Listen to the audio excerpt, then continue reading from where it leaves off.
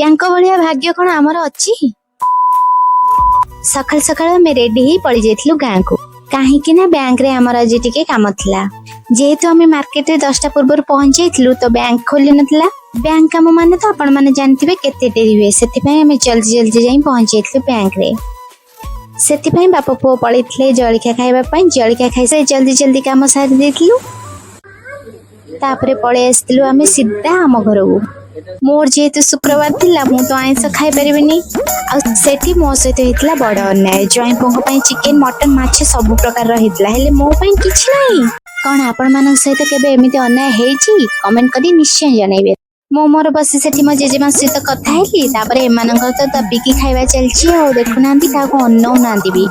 जेहेतु मो आइंस खाइलिनी तो सेति पई मो बो मो पई मंडा बेटा तयारी करतिला आ मो खाए कि घर को पळे आसली रहिली जय जगन्नाथ।